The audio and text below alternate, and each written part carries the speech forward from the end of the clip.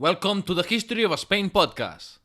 Before we get started, I wanted to tell you guys that I have added many new history books at thehistoryofspain.com/store.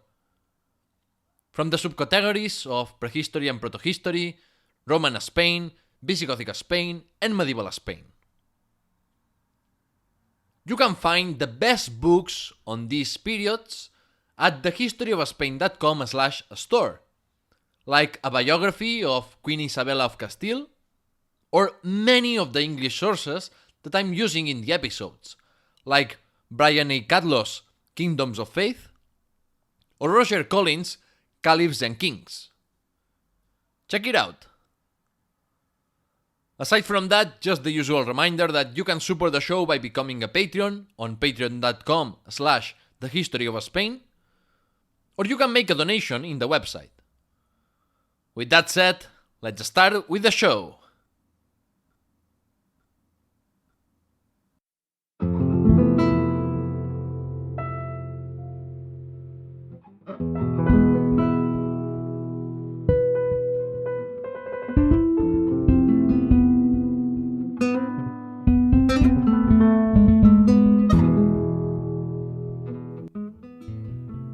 I'm David Cott, host of the History of Spain podcast, and this is episode 28, called Camino de Santiago and Spanish Romance Languages. In this episode, you will learn about the last years of reign of Al-Hakam, with the revolt of Arrabal, the alleged discovery of the tomb of James the Great, and the development of Spanish Romance languages. Subscribe to the podcast to not miss an episode.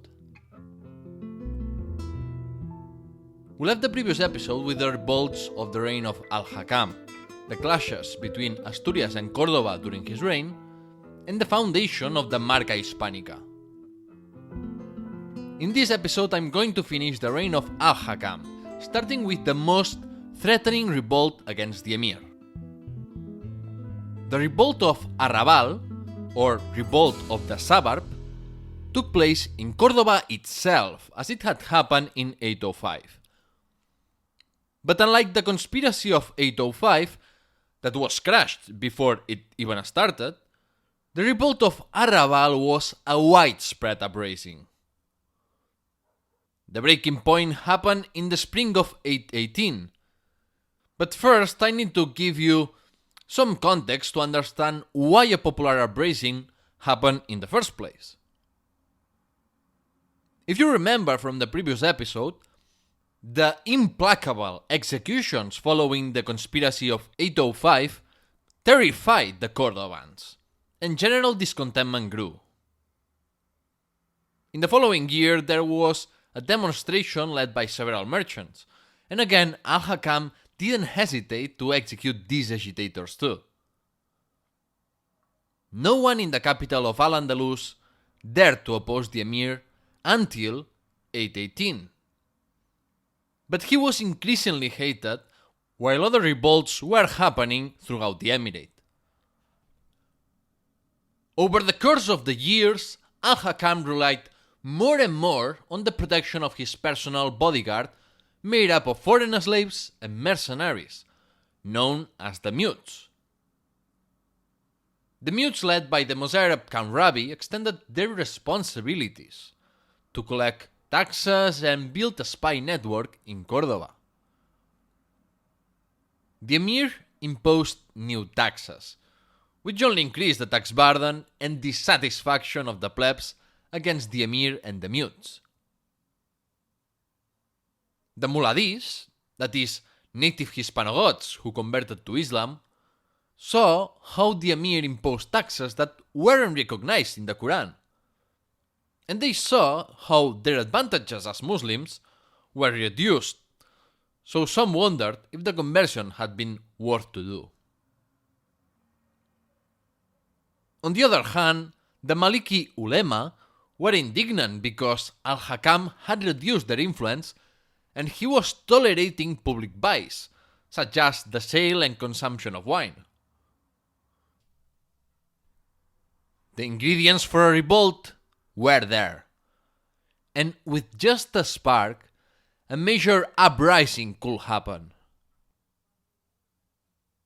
That spark was a quarrel between a bodyguard of the Emir and an artisan that ended up with the artisan dead. Al-Hakam was hunting, but when he was on his way back to the palace, the plebs started to boo. The mutes took 10 agitators and immediately crucified them, a despotic and tyrannical act that only infuriated more the masses. The Emir hurried to reach the palace, while the leading Maliki jurists seized the opportunity to encourage a massive uprising. In the suburb that lay to the south of the city, across the Guadalquivir River, the Muladis, Maliki theologians, and other townsfolk took up their arms. The insurgents attempted to cross the Roman bridge and stormed the city with the objective to expel the Umayyads. Although the number of rebels only grew, Al-Hakam acted quickly to crush it. His chief minister gathered as many mutes as he could find to protect the city gates.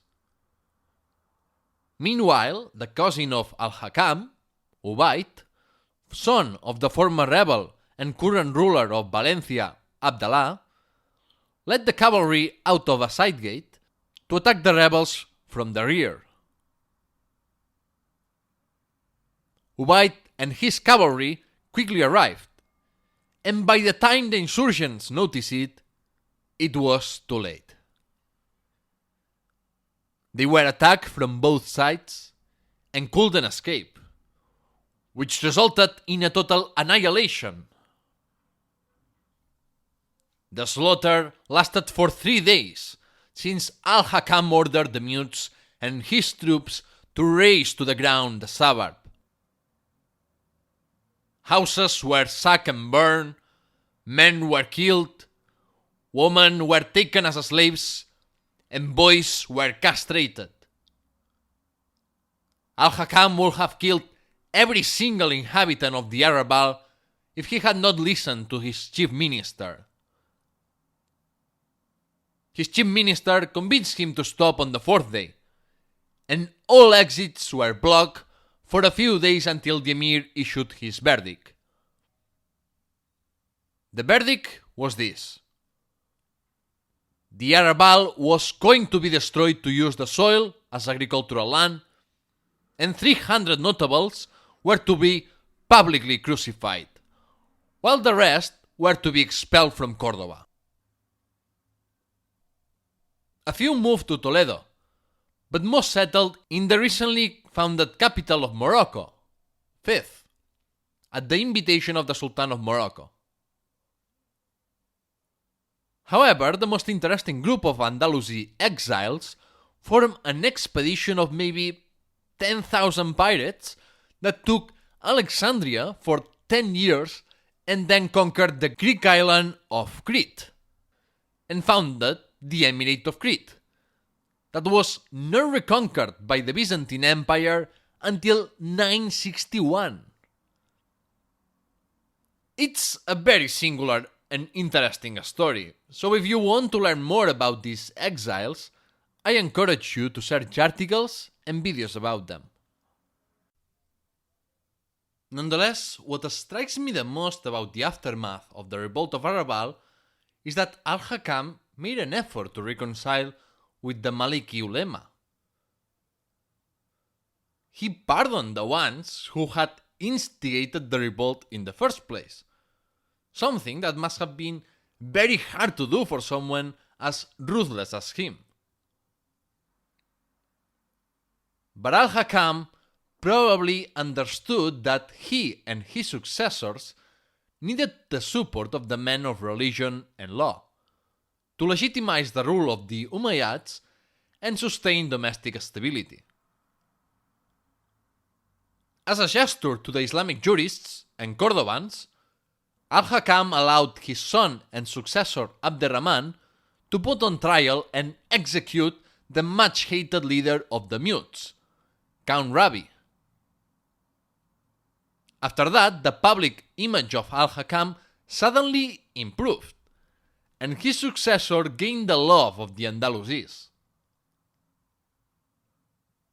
Al-Hakam became an exemplary ruler, friend of the Cadis, and he spent his remaining years quietly to establish the succession firmly. Al-Hakam cared about the unity of his emirate, so to avoid dynastic struggles, Al-Hakam publicly proclaimed Abderrahman as emir, and he named another son to succeed Abderrahman in case he unexpectedly died. In his deathbed, Al-Hakam urged Abderrahman to be just and firm, and spoke the following words. Quote, "Like the tailor who uses the needle to knit, I have used the sword to put together my disunited provinces. I leave you, my son, my kingdom in peace, as a bed to rest quietly, because I took care that no rebel came to disturb your sleep." End quote. In 822, Al-Hakam died, so it's time to evaluate the legacy that Abderrahman II inherited. Al-Hakam has frequently been characterized as a ruthless tyrant, but Muslim chroniclers usually focused on what he achieved rather than the means. He was praised for his efforts to consolidate and pacify the Emirate of Córdoba, and during his reign, we can already see how Al-Andalus started developing its own cultural and intellectual works. The ancestral rivalries among the Arabs lost importance, and the ethnically divided population of Al-Andalus started to mix. That race mixing didn't end the ethnic tensions, because people identified themselves as belonging to a certain ethnicity according to their paternal ancestry. But over time, these identities were more imaginary than real.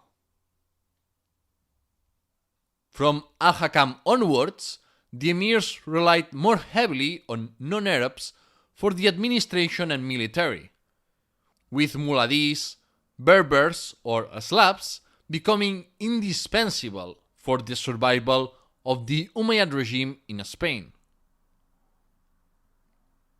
With the pacified Emirate of Córdoba, Abderrahman II was able to launch raids against the Christian kingdoms and to develop the economy, science, and arts of Al-Andalus. Always keep that in mind when judging both Al-Hakam and Abderrahman. As for now, let's leave the narrative of Al-Andalus to go back to what was happening in the Kingdom of Asturias of Alfonso II.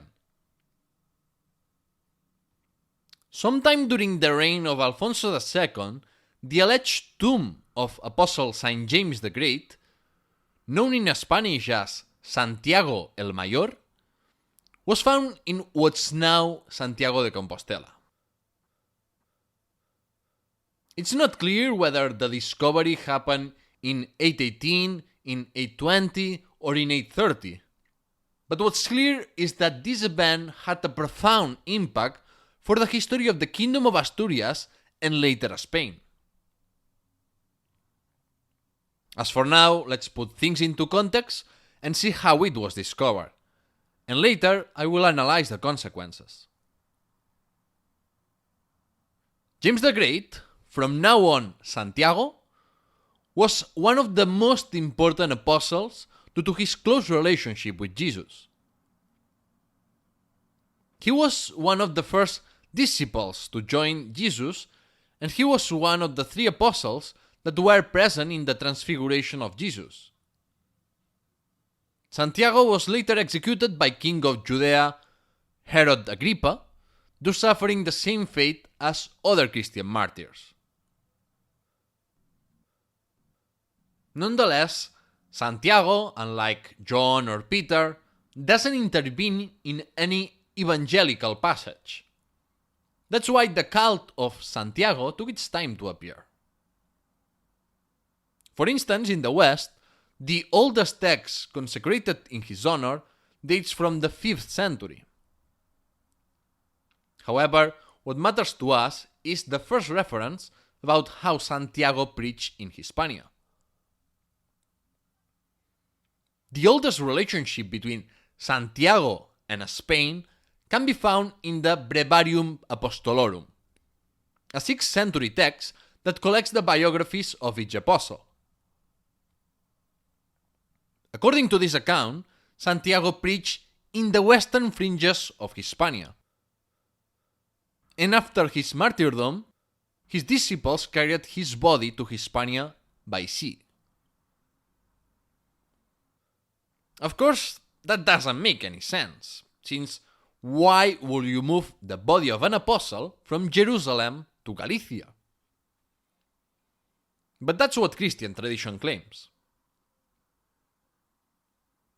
Other works started to link Santiago with Spain, and the most well-known intellectual of Visigothic Spain, Isidore of Seville, accepted the idea that Santiago brought the gospel to Spain. Yet, the cult to Saint James didn't develop in Visigothic Spain, but in the mid-8th century. With most of Spain under Islamic rule, the number of references to Santiago increased greatly, in Asturias and among the Mozarabs.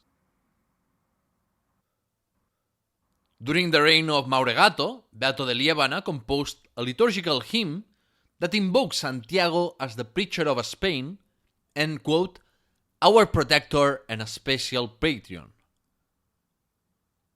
The Asturian Church started to claim Santiago as its patron, something that the Visigothic kingdom had never done. Maybe in a conscious attempt to create an anti-Muhammad that will protect the Asturians from Muslim attacks. That will also explain why the figure of Santiago Matamoros, or Saint James the Moro Slayer, appeared centuries later, or why in the 12th century the military order of Santiago was founded, one of the most important Spanish military and religious orders along those of Calatrava, Alcántara, and Montesa. With that context, I think the story of the alleged discovery of the tomb of Santiago can be better understood. As the story goes, a Christian hermit named Pelayo heard angels singing and saw bright lights during the night, coming from a remote forest. The hermit informed Bishop Teodomiro of Iria Flavia about these strange events, and Teodomiro went to the site of the burial where he found 3 marble tombs. One tomb belonged to a decapitated man in his 50s, remains attributed to Saint James the Great, and the 2 other tombs that will belong to his disciples. The Bishop of Iria Flavia, Teodomiro, hurried to notify King Alfonso II of Asturias about the discovery. Alfonso then organized a pilgrimage with the magnates of the kingdom to visit the Field of Stars, or Compostela, and once he arrived, he ordered the erection of a church. News of the discovery spread throughout Asturias, and decades later to the rest of the Christian world. Pilgrims started to arrive in Santiago de Compostela, forming the Camino de Santiago or Way of St. James. Although it wasn't until the 11th and 12th centuries that the pilgrimage to the shrine of Santiago became very popular outside Spain.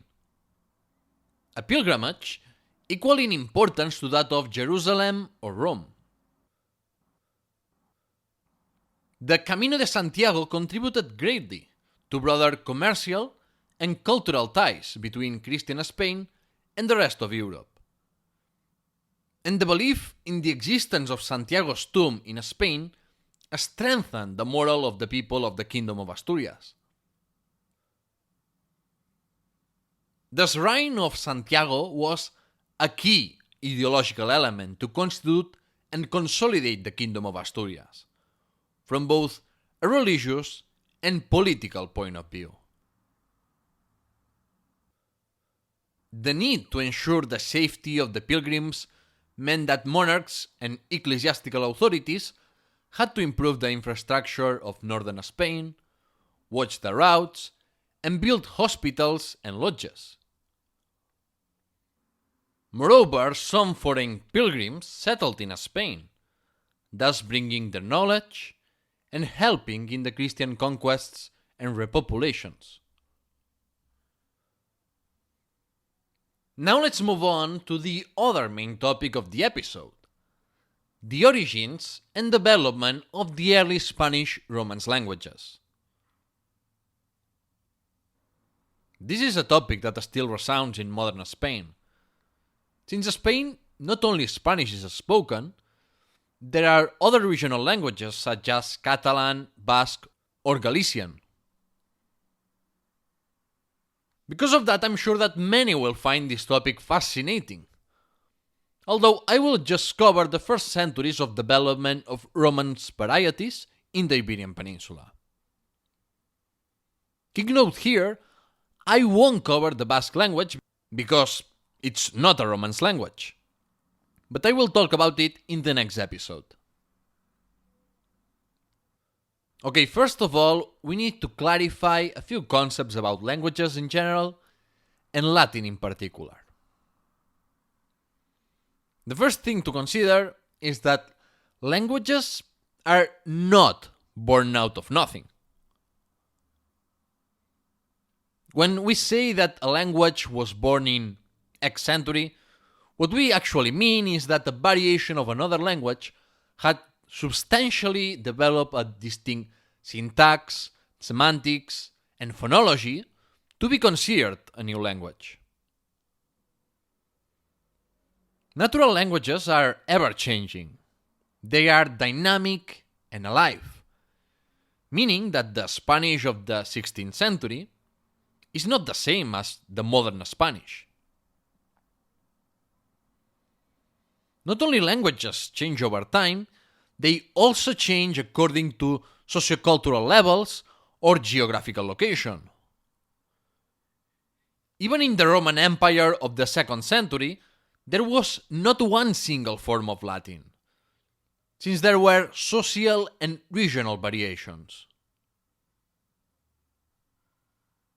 In Roman Hispania, there were slightly different variations of Vulgar Latin. These variations were influenced by factors such as the pre-Roman languages of each area and how quickly and deeply each region was Romanized. This is similar to what happened to Spanish in America. Spanish was eventually imposed as the lingua franca of the Spanish American colonies, but each region developed its own variation, and Spanish assimilated words of the different native languages too.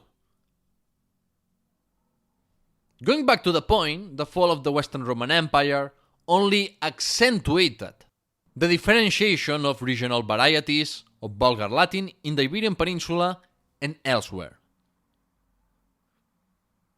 During the Visigothic period, the texts written by the clergy don't show those variations of the spoken language. Nonetheless, we know that the development of Romance languages was already happening. During the Middle Ages, the separation between the spoken and written language only became more obvious, and only sporadically did written texts show elements of the spoken language. As for why the literate class still used classical Latin, the most important reason was probably the fact that it was the language that united Christendom.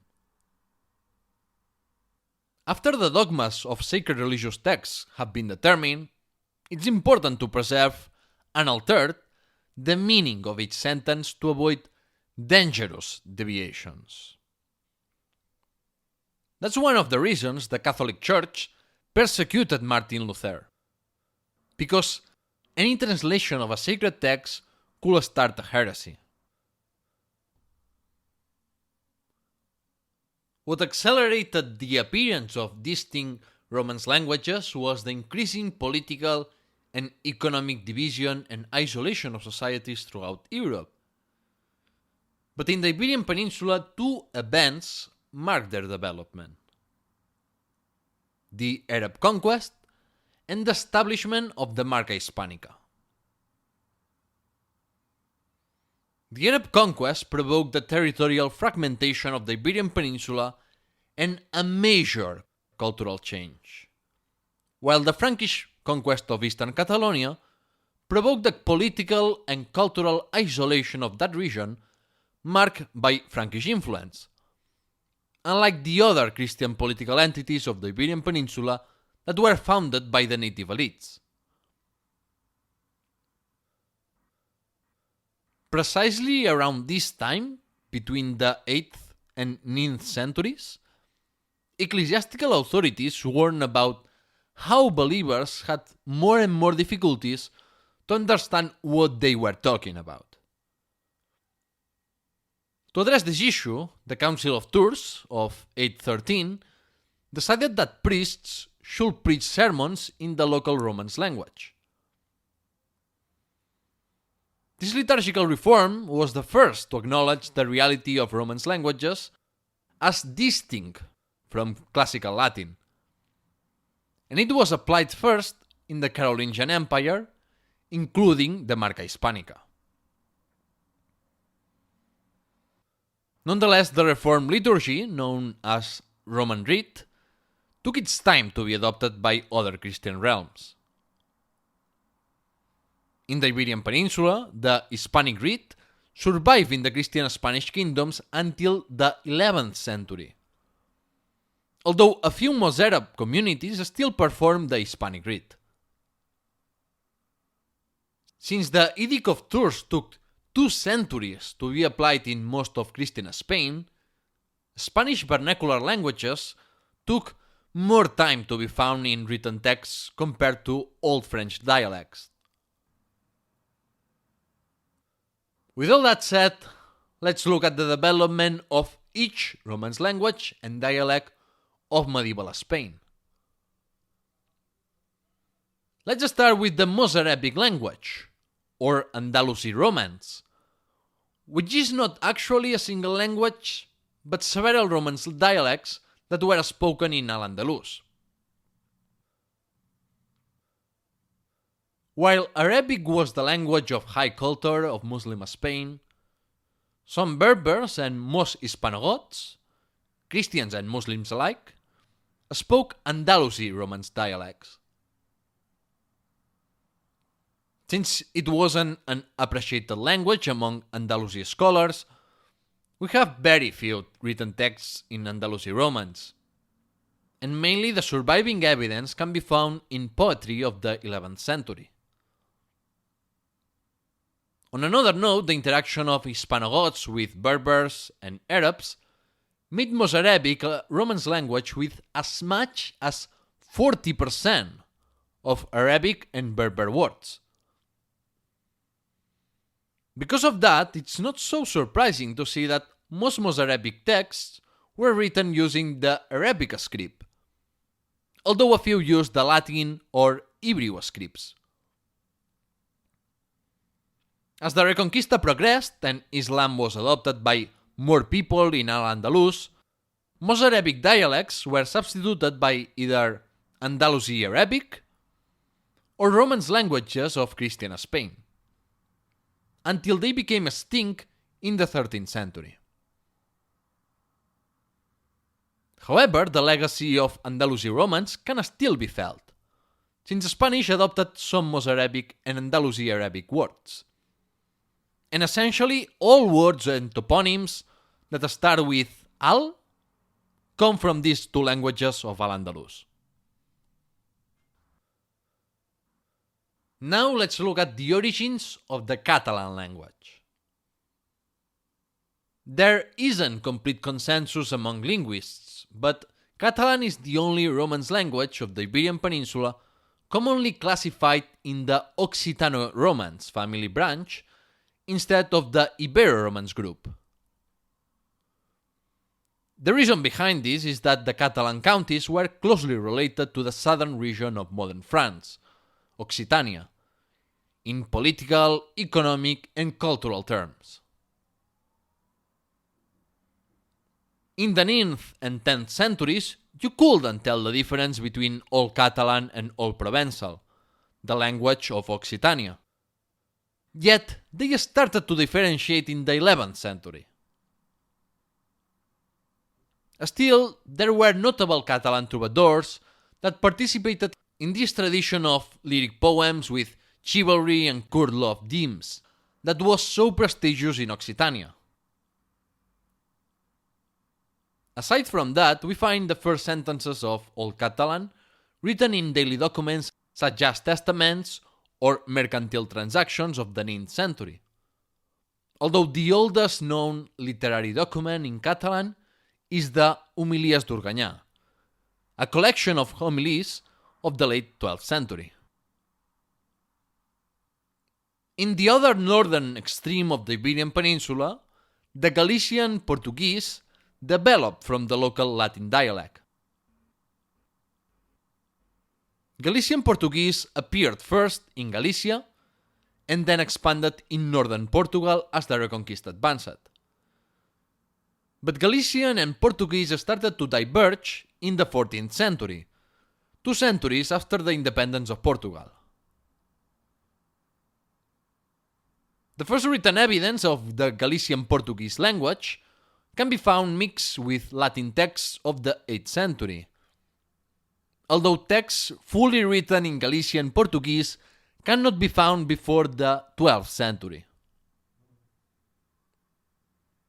In the 12th and 13th centuries, Galician Portuguese was used to compose lyric poetry, and it was a pretty prestigious language in both the Crown of Castile and of course the Kingdom of Portugal. Nonetheless, it was later displaced by Castilian in the 14th century, and over the course of centuries, Galician became an oral language mostly spoken by the rural population, until in the 19th century, Galician literature re-emerged. The same decline cannot be said about Portuguese, but I leave that for another episode. Before I start explaining the origins of the Spanish language, I would like to briefly talk about 2 languages that were eventually replaced by a Spanish and that are almost extinct: Navarro-Aragonese and Astur-Leonese. Both languages were used in the courts of their respective kingdoms, but Catalan on one hand and Castilian in the other displaced these Romance variants. The Basque people and language expanded from the 8th to the 11th century. From modern Basque Country and La Rioja to northern Aragon, people spoke Basque dialects. However, during this process of expansion, many Basques became Romanized, much like it had happened when the Visigoths interacted with the Romans. And that acculturation of the Basques gave birth to the Navarro-Aragonese language. Most written texts in Navarro-Aragonese date from the 14th and 15th centuries, but even then we see a process of convergence with Castilian. On the other hand, Astur-Leonese was born in the primitive kingdom of Asturias and later expanded with the military expansion of the kingdom of León. We have written texts in Astur-Leonese from the 10th to the early 14th century. But since the Trastámara dynasty promoted the use of Castilian in official texts, Astur-Leonese quickly declined during the early modern era. I have intentionally left the origins of Spanish for the end of the episode. I have done so because modern Spanish derives mainly from Old Castilian. But as the Crown of Castile expanded in the Iberian Peninsula and beyond, the Spanish language borrowed elements from many different languages. To name the most important influences, modern Spanish loans words from Basque, Native American languages, Mozarabic dialects, Arabic, Greek, Gothic, Astur-Leonese, and Navarro-Aragonese. The most substantial contribution to the Spanish language outside of Latin comes from Arabic, which isn't weird considering the centuries-long presence of Muslims in the Iberian Peninsula.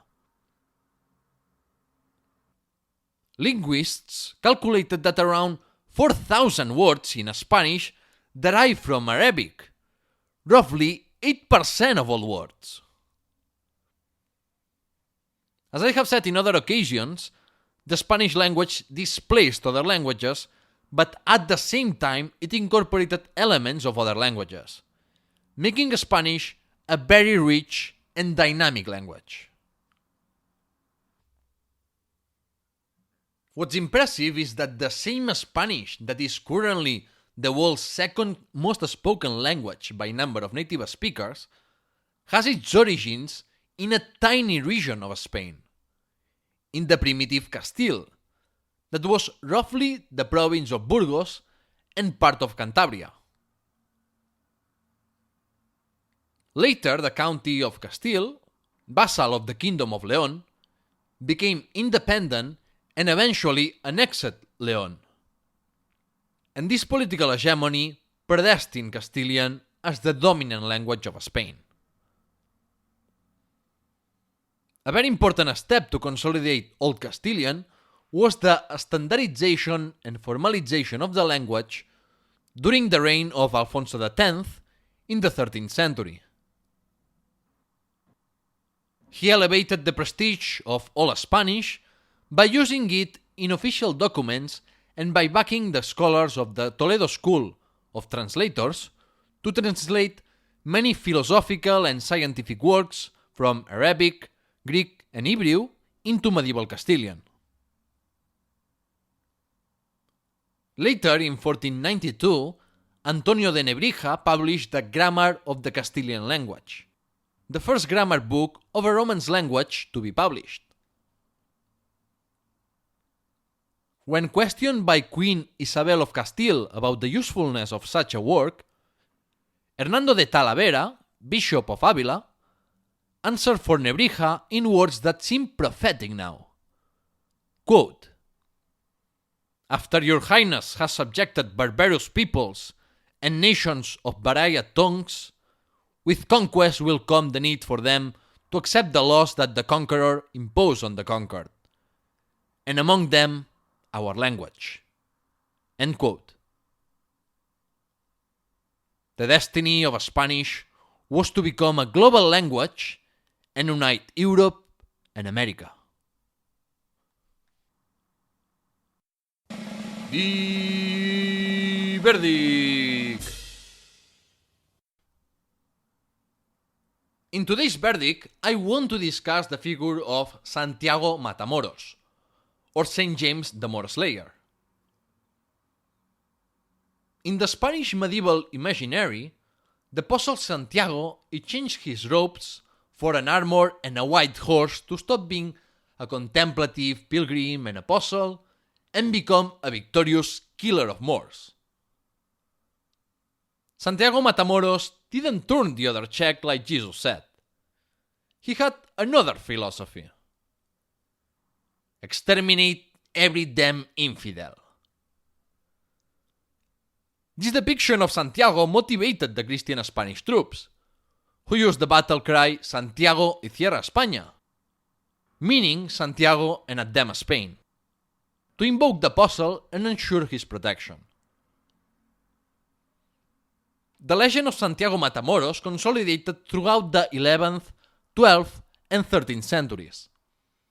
And that's not a coincidence because those were the centuries of more intense fighting between Christians and Muslims. Religious fervor and the antagonism between Christians and Muslims spread throughout Europe in the era of Crusades. And in those years of constant fighting, when neither Christians nor Muslims in Spain had a clear hegemony over the other, the Christians needed a military patron to protect and guide them. In times of adversity and constant warfare, it's logical to ask for divine protection and intervention, don't you think?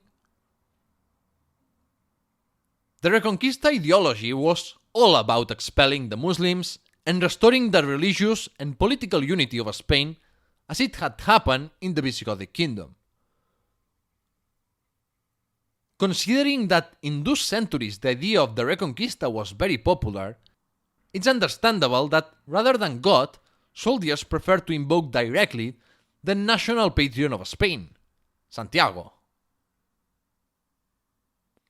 When the Catholic monarchs conquered the Emirate of Granada, the praise and cult to Santiago Matamoros lost importance. The purpose of his myth had ended. And with that, the verdict ends. In the next episode, I will cover what was happening in the western half of the Pyrenees and Middle Ebro Valley, with the foundation of the Kingdom of Pamplona, the County of Aragon, and the rise of the Banu Qasi. To end this episode, let me remind you that the podcast has a website, thehistoryofspain.com, that has a fantastic store with merchandising, history books, travel guides, books and material to learn Spanish, and more. If you love the podcast, you may want to support it by becoming a Patreon or making a donation. But there are other non-financial ways to support the show, like reviewing the podcast or spreading the word. Please subscribe to the podcast on Apple Podcasts, Spotify, YouTube and more, and follow the social media accounts of Twitter, Instagram and Facebook. I hope you enjoyed the episode, and thank you for listening!